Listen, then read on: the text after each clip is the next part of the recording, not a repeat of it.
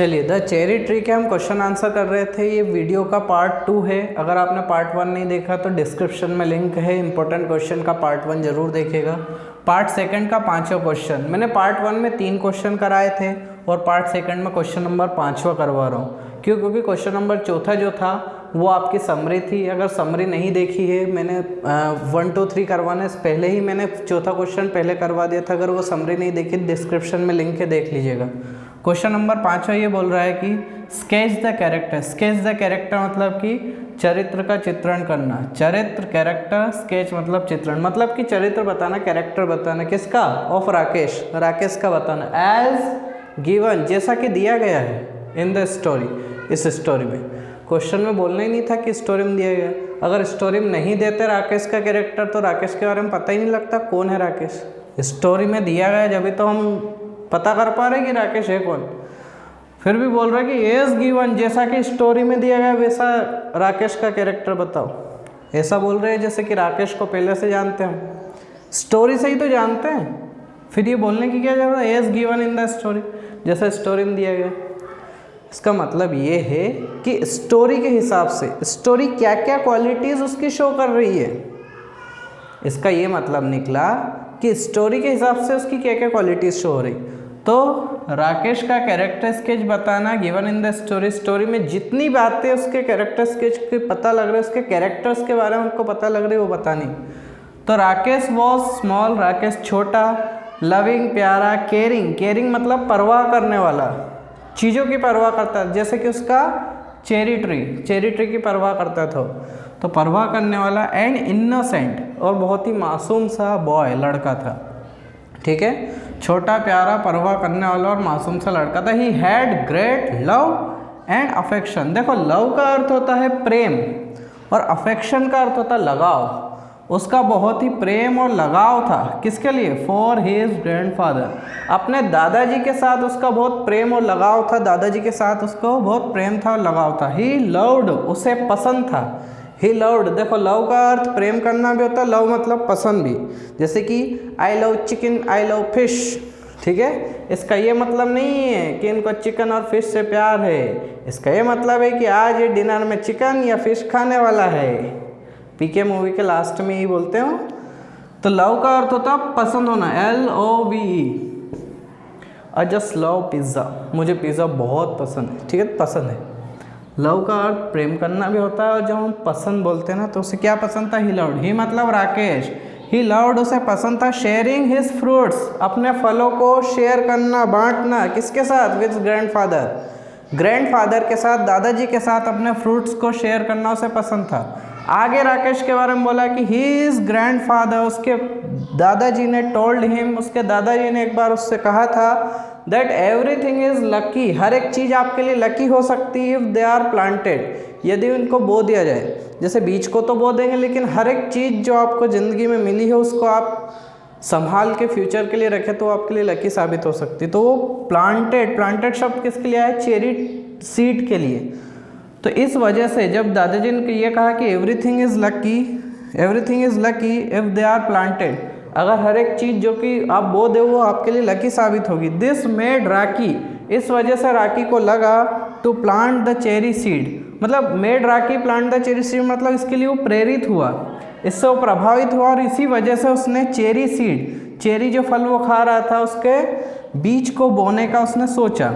किस लिए बोना था उसको? टू हैव मोर चेरीज, ताकि उसको भविष्य में फ्यूचर में और चेरीज मिल सके।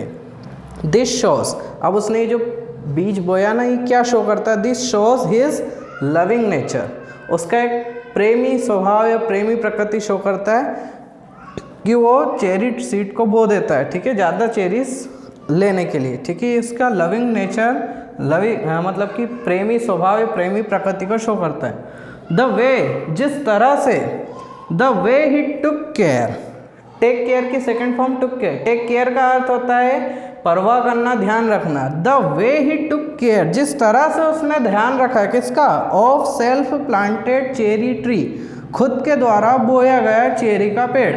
जिस तरह से उसने खुद के द्वारा बोए गए चेरी के पेड़ का ध्यान रखा, टुक केयर मतलब ध्यान रखा। वो ध्यान रखने का जो तरीका है उसका शोज, वो ये शो करता है हिज लव फॉर नेचर, उसका प्रकृति के प्रति प्रेम या नेचर, ठीक है, नेचर के प्रति, प्रकृति के प्रति उसका प्रेम शो करता है। जिस तरह से the way he took care of self planted cherry tree shows his love for nature. उसका प्रकृति के प्रति प्रेम बताता है जिस तरह से उसने अपने द्वारा बोए गए चेरी के पेड़ का ध्यान रखा।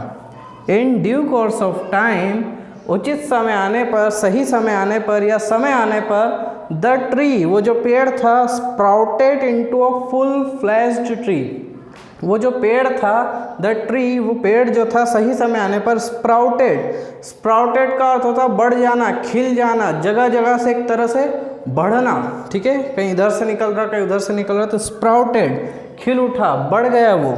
फूट पड़ना, एक तरह से कलियां फूटती है ना, जिसमें 1 से 2 हो जाती, 2 से 4 कलियां फूट जाती, फूल लग जाता, तो वो स्प्राउटेड।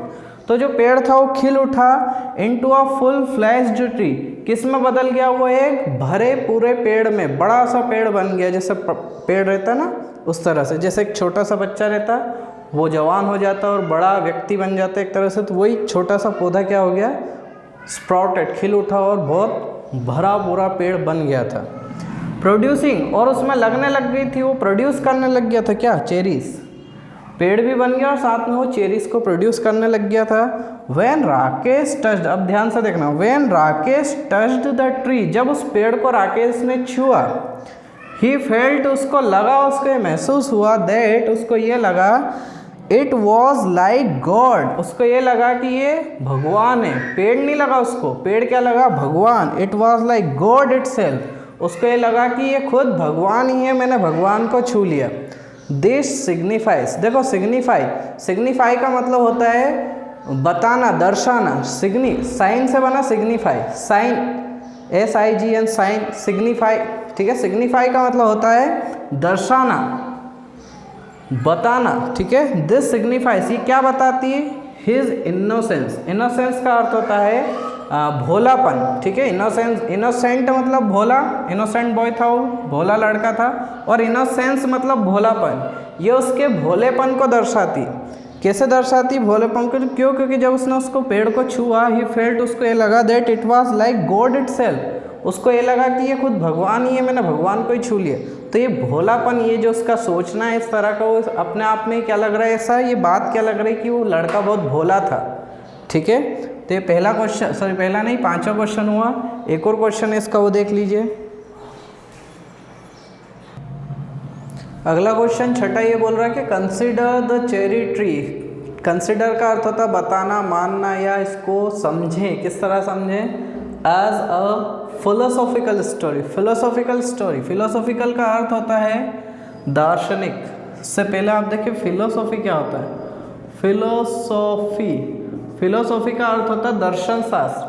किसी भी घटना, व्यक्ति, वस्तु, किसी भी चीज़ को देखने का अपना तरीका, अपनी फिलोसॉफी कहलाती है, ठीक है।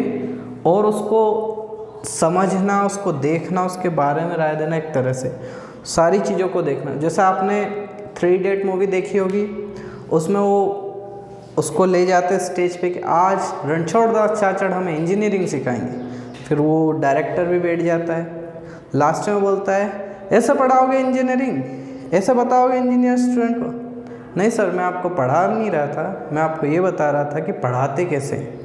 बाद में बोलता है hello, this is not a philosophy class. Philosophy का मतलब होता है किसी भी चीज़ को बताना, किसी भी चीज़ को अपनी तरह से देखना, ठीक है। तो ये फिलोसॉफी होती है, दर्शन शास्त्र। तो इसको आप फिलोसॉफिकल स्टोरी बताएं कि ये जो चेरी ट्री थी, इसको आप फिलोसॉफिकल स्टोरी बताएं। मतलब कि कोई भी व्यक्ति किसी भी तरह से देखेगा, उसको अपने तरह से वो नज़र आएगी ये स्टोरी।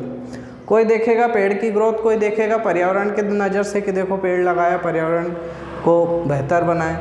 कोई बॉटनी के हिसाब से देखेगा कि ये देखो पेड़ पौधे वगैरह। कोई देखेगा प्रेम की नज़र से कि देखो प्रकृति के प्रति प्रेम, और पेड़ के प्रति राकेश ने प्रेम रखा। कोई देखेगा व्यक्ति की लाइफ कितनी ज़्यादा मुसीबत भरी है, और उसमें हम कैसे आगे बढ़े, कैसे मुसीबतों का सामना करें, जैसे कि पेड़ ने सामना किया। तो सबका देखने का अलग अलग तरीका, सबकी अलग अलग फिलोसॉफी। स्टोरी को एक फिलोसॉफिकल स्टोरी कहा जा सकता है। व्यक्ति अपने नज़रिए से इस स्टोरी को देख सकता है। आंसर में देखें, the cherry tree is a beautiful short story. ये जो स्टोरी है चेरी ट्री एक छोटी सी सुंदर सी कहानी है दैट फॉलोज, जिसमें बताया गया है the growth of a cherry tree. इसमें एक चेरी ट्री की ग्रोथ को, उसकी उगने को, उसको बढ़ने को, उसकी ग्रोथ को बताया गया है। The seeds of this tree, इस पेड़ के जो बीज थे वर प्लांटेड, वो बोए गए थे बाय अ स्मॉल बॉय, एक छोटे से लड़के के द्वारा इसके सीड्स, इसके जो बीज थे वो बोए गए थे इन द स्टोरी, इस कहानी में। इस कहानी में इसके जो बीज थे इस पेड़ के, वो एक छोटे से लड़के के द्वारा बोए गए थे। प्लांटेड मतलब बोए गए थे। द स्टोरी नरेट्स, ये स्टोरी हमें बताती है the destruction of the tree, उस पेड़ का विनाश। डिस्ट्रक्शन का मतलब था विनाश। And the act of patience, और पेड़ का विनाश तो हुआ ही सही, साथ में जब पेड़ का विनाश हो गया तो उस लड़के में भी धैर्य या धीरज होना था। तो डिस्ट्रक्शन ऑफ ट्री तो पेड़ का विनाश तो बताती है, साथ में act of patience and endurance. देखो पेशेंस का अर्थ होता है धैर्य, धीरज, धीरता, और एंड्योरेंस का मतलब होता है सहन शक्ति, सहनशीलता। तो धीरज और सहनशीलता का जो एक्ट, जो बर्ताव उस लड़के ने किया है वो बताती। और वो धीरज और सहनशीलता किस में थी? इनकलकेट इन चाइल्ड, उस लड़के में डाली गई थी। किसके द्वारा डाली गई थी? बाय हिज ग्रैंडफादर, उसके दादाजी के द्वारा उस लड़के में, उस बच्चे में जो धीरता और सहनशीलता का जो गुण है, ये जो एक्ट उसने दर्शाया, और ये जो धीरता और सहनशीलता उसने जो कि डाली गई थी किसके द्वारा? ग्रैंडफादर के द्वारा उस बच्चे में डाली गई थी, ये सब बताती। तो क्या क्या बताती स्टोरी नरेट्स? स्टोरी हमें बताती है पेड़ का विनाश और दादाजी के द्वारा उस बच्चे में धैर्यता, धीरता और सहनशीलता का जो गुण है वो बताती है। ठीक है। द बॉय, वो जो लड़का था, इज़ रिवॉर्डेड, उसको इनाम मिलता है। रिवॉर्ड मतलब इनाम मिलना। देखो एक होता है रिवॉर्ड और एक होता है अवार्ड। आप कन्फ्यूज़न होते होंगे कई बार इन दो वर्ड्स में कि अवार्ड और रिवॉर्ड में क्या अंतर है। ध्यान रखिए, अवार्ड और रिवॉर्ड, कहाँ पे अवार्ड यूज़ किया जाता है और कहाँ पे रिवॉर्ड यूज़ किया जाता है। आपने देखा होगा कोई सा एक नोटिस आपने छोटी कक्षा में नोटिस देखा होगा, 10-12 में नोटिस लिखते हैं कि my precious watch has been lost, it is costly but I am more attached with my feelings with it because my grandfather gifted me this watch, so if anybody find it then please return to me. The finder will be rewarded, the finder will be rewarded as suitable. तो reward का मतलब होता है इनाम, एक ऐसा इनाम जो कि पहले से डिसाइडेड नहीं है, और अवार्ड मतलब ऐसे इनाम, ऐसे आपका सम्मान है किस तरह का जो कि पहले से डिसाइडेड है। जैसे भारत रत्न एक अवार्ड हो गया, ठीक है, अवार्ड, भारत रत्न का अवार्ड हो गया। जो अवार्ड फंक्शन रहते हैं फिल्म में, अवार्ड बेस्ट एक्टर का अवार्ड, तो बेस्ट एक्टर पहले से एक बात डिसाइड है, best actor, best actress, best director, best movie, ये सब अवार्ड्स रहते हैं क्योंकि ये पहले से डिसाइडेड है। और जो अचानक तुरंत एट ए टाइम उसी समय जो आपको मिले वो रहता है आपका रिवॉर्ड। ठीक है। अब वो घड़ी घूम गई थी, पहले से डिसाइड नहीं था कि घड़ी घूमने वाले को ये इनाम दिया जाता है तो तेरी घड़ी घूमी जाए ये वाला इनाम लेकर, नहीं, वो उसी टाइम डिसाइड किया गया। तो ये भी जो पेड़ था उसका रिवॉर्ड मिला, उसे एक इनाम मिला। अवार्ड और रिवॉर्ड में अंतर समझ में आ गया। अवार्ड मतलब जो पहले से डिसाइडेड रहे, रिवॉर्ड मतलब कि अचानक तुरंत जिसको इनाम दिया गया हो। तो उस बच्चे को, द बॉय, उस लड़के को इज़ रिवॉर्डेड, उसको एक इनाम मिलता है। एज ही फाइनली गेट्स, क्या इनाम मिलता है? क्योंकि उसे फाइनली क्या मिल जाती? हिज स्वीट, ये 2 बार लिखा गया his. As he finally gets his, उसकी क्या मिल जाती है उसे? स्वीट चेरीज, उसे मीठी मीठी चेरीज फाइनली उसको वापस मिल जाती। पहले जो उसने चेरीज खाई थी उसके बाद उसने पेड़ लगाया, कुछ सालों बाद उसको वापस वो चेरीज, वो मीठी चेरीज मिल जाती है। द स्टोरी हैज़, इस स्टोरी में है क्या है? अ मैसेज ऑफ लव, प्रेम का एक संदेश है इस स्टोरी में। The last line of the story, इस स्टोरी की जो लास्ट लाइन है, जब वो पेड़ को छूता है ना, उस पेड़ को जो छूता है, जब वो छूता है तो उस राकेश को लगता है कि ये भगवान ही है। ऐसा लग रहा है जैसे कि ये भगवान है, ये उसको लगा, ये उसकी फिलोसॉफी थी। फिलोसॉफी मैंने समझाया आपको, तो ये उसकी फिलोसॉफी थी, उसको ये लगा कि ये भगवान है। तो ये जो लास्ट लाइन है ना, ये क्या दर्शाती? Shows, reveals. ये देखो, the last line of the story, इस कहानी की लास्ट लाइन, जब उसने पेड़ को छुआ और उसने बोला कि ऐसा लगता है जैसे कि ये भगवान है, रिवील्स, ये हमें बताती। रिवील का अर्थ होता बताना, प्रकट करना, जताना, रिवील बताना। इसका अपोजिट होता कॉन्किल, कॉन्किल का अर्थ होता है छुपाना। ठीक है, ये हमें क्या बताती है? रिवील्स ये हमें बताती है द फिलोसॉफी ऑफ लाइफ, जीवन का एक दर्शन शास्त्र बताती है एक तरह से। और ओवरऑल ही जो स्टोरी वो एक तरह से जीवन का दर्शन शास्त्री बता रही कि किस तरह जैसे वो पेड़ ने कई मुसीबत झेली, उसके बाद वो बड़ा हुआ, हमें भी सफल होना है तो कई मुसीबतों का सामना करना पड़ेगा। ये लाइफ की एक फ़िलोसॉफी है। ज़िंदगी चल रही है, ज़िंदगी में कई मुसीबतें आएंगी, उनको सामना करना है। ठीक है, ये एक फ़िलोसॉफी ऑफ लाइफ बताता है पूरी स्टोरी। इसके बाद कुछ MCQs हैं, मल्टीपल चॉइस क्वेश्चन, और कुछ शॉर्ट आंसर टाइप क्वेश्चन है, मैं अगले वीडियो में लेके आऊँगा। अगर इससे पहले वाले 2 वीडियो आपने नहीं देखे, एक तो summary of the stories, story की मैंने समरी समझाई थी, और ये जो इंपॉर्टेंट क्वेश्चन मैंने 2 बताया, इसके पहले भी मैं बड़े 3 क्वेश्चन करवा चुका हूँ, वो देख लीजिएगा। इसके बाद हम छोटे छोटे क्वेश्चन करेंगे और MCQs करेंगे। पिछले जो 2 वीडियो हैं वो आपको डिस्क्रिप्शन में, ये जो वीडियो चल रहा है इसके डिस्क्रिप्शन में पिछले 2 वीडियो मिल जाएंगे, जिसमें समरी है द चेरी ट्री की, बहुत अच्छे से मैंने एक्सप्लेन की। और इसका पार्ट 1, ये तो पार्ट 2 है आप देख रहे हैं, इसका पार्ट 1 डिस्क्रिप्शन में। Thank you.